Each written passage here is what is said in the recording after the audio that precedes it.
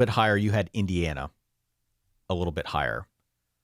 Let's start with Illinois, though, because Illinois is another one of those teams where if you've been paying any attention to some of the way too early top 25 polls that have been floating around for the last 6 months, Illinois is one of those teams. My first memory of that this offseason was seeing a poll that I think Ari put out, Ari Wasserman from On3, where he had Illinois 13th. And then afterwards, I saw a bunch of other people putting Illinois in the top 15. Kind of sat up in my chair a little bit. Not to say that Illinois isn't a good team, but Illinois is not a team that I'm used to seeing that high. Right. They did win 10 games last year, 10-3. First time since 2001 under Ron Turner. It was a good year. They went 5-1 in one-score games. They came from behind in the fourth quarter of all of those wins. So they were battle-tested, at least down the stretch. The caveat is that our friend Bill Connolly from ESPN, his second-order win stat said that Illinois was about 2 games worse than its record. So the implication there, if you don't speak metrics the way Dan and I tend to, the implication is that there was some fool's gold with Illinois last season, which, if you watched them, I think that's fair. But this year now, Illinois basically brings back the whole team. And they've got a couple starters that come over from, I think it's Wisconsin's defense as well. Yep. Peeled a couple of those guys off. There was a heavy emphasis this offseason in keeping the guys on the roster that they had, which they did successfully, and is what sets up this whole thing. This is probably the best team that Bielema's had at his time at Illinois. Yes. And it's probably not even close. So there's a lot to like there. Their over-under, though, is just 7.5. So there's an obvious point of conflict. How people are viewing Illinois, bigger picture in the national conversation, versus how our friends in the desert are viewing Illinois, putting a 7.5 number on these guys. Right.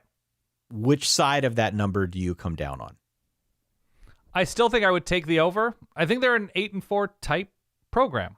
The schedule is tricky, but not crazy. They have Duke early on in the season. Week 2. They very host quiet, important game in week 2. Can't wait. Yeah. Should be great. The case for Illinois is the amount of experience that they bring back, the seasoned nature of Luke Altmyer, that he took such an impressive leap last year, the connection he had with those receivers. There's no reason he can't forge that same connection with this year's receivers, as good as Zakhari, Franklin, and Pat Bryant were. Somebody had to throw them the balls, and Luke Altmyer did a great job. He was great in big moments. He led drives at the end of game-winning drives at the end of games. They won close games. You'd much rather win close games than lose close games. There's a big take that, I say winning is a skill. Winning is a skill that Illinois possessed last year.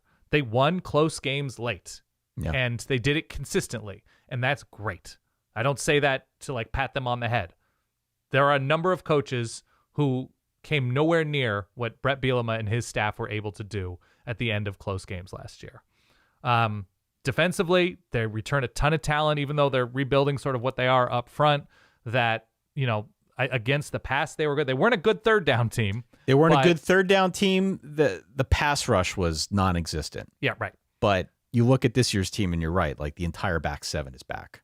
And new guys up front. So if the pass rush couldn't get much worse, it'll get better if these guys are a little bit better. And that this is another year of experienced guys playing against Big Ten opponents, right? That there's not a lot of teams in the country who can boast the type of seniority that Illinois brings to the table. The case against Illinois, which I outlined. Do we have to, should we go flaw finder? All right, I'm going to introduce my flaw finder, okay? What's the case? Yes. They had to beat a number of very average to not so good teams in those close games last year. They needed every minute of games against, take your pick, right? Against Purdue, one of the worst teams we've seen in the modern era. And so that is troubling to me that there were this many close games against teams like that, and that they needed, every second of the game against Nebraska, who struggled tremendously last year. That they won a lot of those games because of that specific firepower out wide, specifically Pat Bryant. And he's gone. And so year over year, do you keep finding somebody with that type of ceiling? Hopefully. The schedule's just tougher this year, Ty. The schedule is just tougher than where it was last season. And I think a lot of the teams on this schedule are built in a way that can take advantage of perhaps another lackluster rush defense, perhaps, not being able to stretch the field, perhaps not being as deep at running back. Although they get healthier running back, they lose Josh McCray. It's a lot to ask Illinois to get to 9 or 10 wins again without adding obvious playmakers that are gravitational on either side of the ball or are just problems consistently. I think Illinois is what do we call it? The Hall of Good is not the Hall of Fame. Right? There's a lot of Hall of Good to this team. I don't know. To win 10 games 2 years in a row, I think I want to use the word stacked more than I feel inclined to do right now. And I love using the word stacked, Ty. You know that about me. Of course. Look, the engine for the offense is the line, which is going to bring back 5 guys, as well as Luke Altmyer, who had a good year last year. Definitely took a leap, and he's a gamer. I still don't fully understand his hair, but that's a separate conversation. Okay. It'll be interesting to see how they use him this year because, to your point, Pat Bryant, Zakhari Franklin gone out wide. They're not going to be able to snap their fingers and just replace 1,600 yards. So the conventional wisdom is they're going to lean more on the ground game. You did mention losing McCray to Georgia, but Caden Fagan still there. Aiden Lawford is still there. Year, but yeah. Khalil Valentine, they're in the backfield as well. The best Bielema teams have played this style of football, which is really dependent on the ground and pound. Right. So even if there is something of a shift, I'm not too worried about them being able to adapt and play it. They just got to stay healthy, to be honest with you. There are some real durability concerns about the guys that got in the backfield.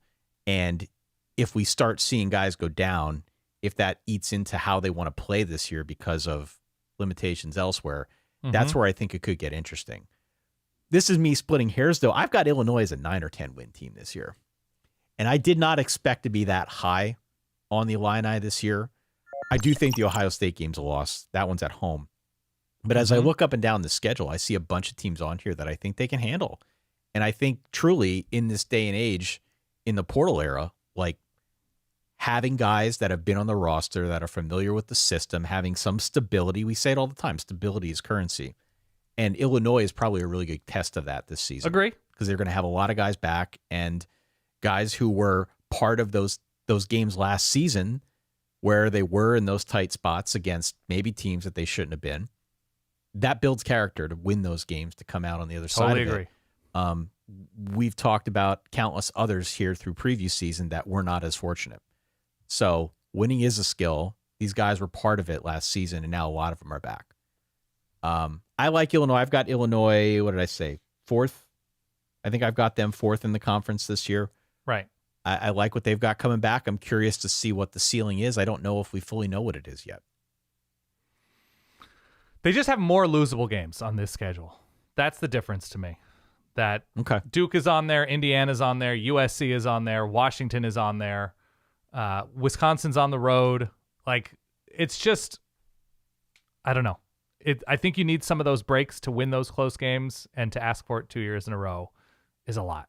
And I think they're good. Can you imagine a universe in which an Illinois fan is bummed out that somebody said a worst case scenario, or they're not super high on them, they're only going to win 8 games? Oh my God. I mean, Dan, for the vast majority of the time you and I have been doing this show, the drive for 6 was something that we attributed to Illinois. That was the joke. So now, given the fact that they're here now, I'm talking about them 4th in a ginormous conference with 18 teams. They won 10 games a year ago. I am really inclined to go over 7.5. I don't see 5 losses on the schedule, even if there is something of a step back. I feel pretty good. I like what I said. The Indiana game, must-see TV.